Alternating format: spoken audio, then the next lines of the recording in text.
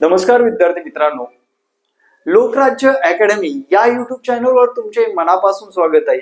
विद्यार्थी मित्रांनो, आजच्या या व्हिडिओमध्ये मी फक्त थंबनेलवर सांगितल्याप्रमाणे 120 दिवसामध्ये पोलीस कसं व्हायचं याबद्दल सविस्तर चर्चा करणार आहे। 120 दिवसाचं नियोजन तुम्हाला अशा पद्धतीने ठेवायचंय की आगामी काळामध्ये तुम्हाला तुमच्या अंगावर वर्दीच दिसली पाहिजे। आता 120 म्हणजे पुढील 4 महिने, या 4 महिन्यामध्ये तुम्हाला 120 दिवसात कसं नियोजन करायचंय थोडक्यात सांगतो बघा। एकदम करेक्ट ॲक्युरेट करायचंय। लक्षात घ्या, हा 8-8 चा फॉर्म्युला वापरायचा तुम्हाला। काय करायचंय? 8-8 चा फॉर्म्युला। एक म्हणजे ही तुमची झोप, ही झोप प्रॉपर झालीच पाहिजे। त्यानंतर एक म्हणजे तुमचं हे ग्राउंड व इतर कामे व ग्राउंड या काळामध्ये झालं पाहिजे। आणि तुम्ही लॅब असेल, घर असेल, छत असेल, कुठेही असेल, पडोसी असेल, काही असेल, ते 8 तासामध्ये विद्यार्थी मित्रांनो तुमचा अभ्यास असला पाहिजे। तुमच्या करिअर साठी दिलं पाहिजे।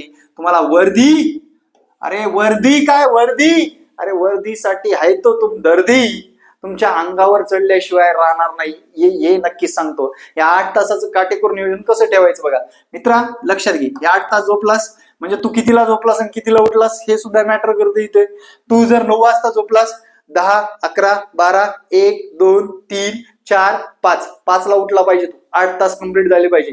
9 ला जाऊ दे, 9 ला जर तू झोपला नाहीस, 10 ला झोपलास तर 4 ला उठला पाहिजे।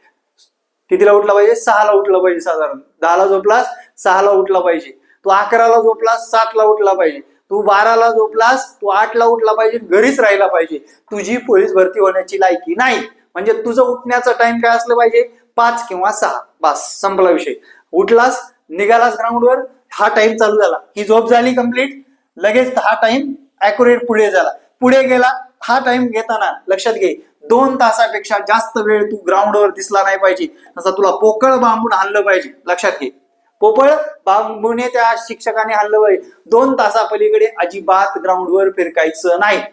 तुझा पायच दुखालाय का? तुझा गोळा जातो, तुझा असा स्टंट आहे, तू असाच दिसतो, ती तुझ्याकडे बघूनच असली, गरज नाही भाई। 4 महिने आहेत तुझ्याकडं, 4 महिने, लक्ष दे, 4 महिने फक्त।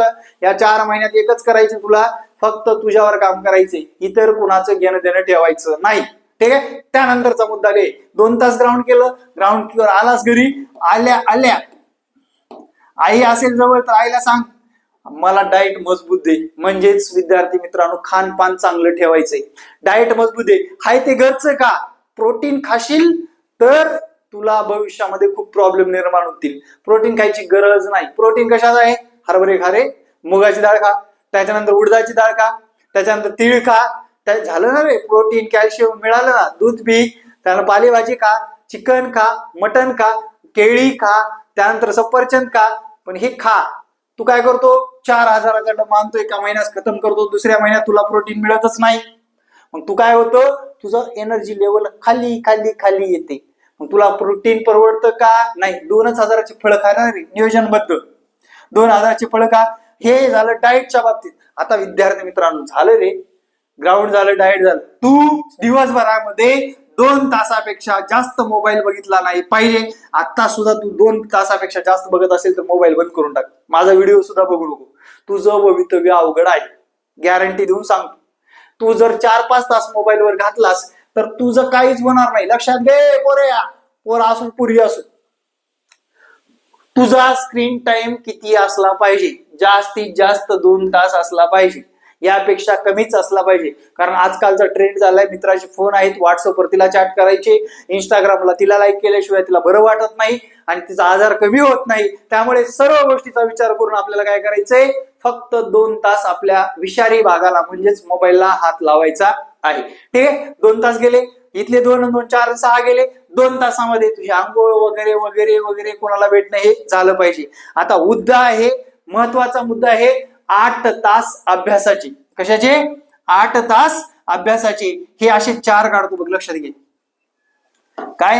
हे 4 काढतो। इथं मराठीचा वेळ दे, काय कर? इथं मराठी दे, इथं गणित दे, इथं बुद्धिमत्ता दे, आणि इथं तुला काय द्यायचंय? सामान्य ज्ञानाचा सुद्धा अभ्यास करायचा। चोमड्या, तुझा हे तर अभ्यास खूपच कमी आहे। मी एवढं स्पष्ट का बोलतोय? मुद्दाम बोलतोय का? तुला लागलं पाहिजे मनाला। तुझी माफी शेवटी जाताना मागतो, वर्दी घातल्यानंतर 10 वेळेस तुला सलट मारतो, पण मित्रा यावेळेस सुधर, यावेळेस भरती तुझी झालीच पाहिजे, 120 गुण आलेच पाहिजे, 100 म्हणजे 150 पैकी तू मेरिट मध्ये बसलाच पाहिजे. आता बघ, गणित 2 तास रोज, मराठी अवघड जातं 2 तास रोज, बुद्धिमत्ता जाम सोपं जातं 1 तास रोज, आणि 3 तास सामान्य ज्ञान प्रॉपर वाचावंच लागेल.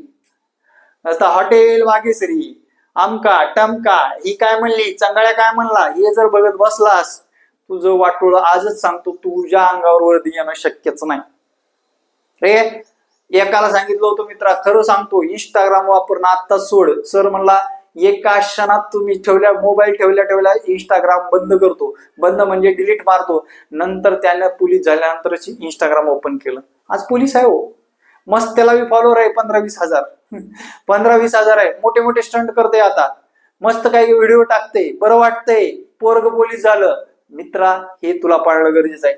हा 8 तासाचा फॉर्म्युला तुम्ही जर वापरला मित्रांनो, तुम्हाला पोलीस होण्यापासून कोणीही रोखू शकत नाही. कुठली अकॅडमी सुद्धा लावायची गरज नाही रे, पण तुला ही रेग्युलर करायची गरज आहे, लक्षात घे. आता अकॅडमी काय महत्वाचा रोल करते ते पण सांगतो तुम्हाला. अकॅडमी सिलेबस पर्यंत पोहोचवते, जर ते अकॅडमी योग्य असेल तर.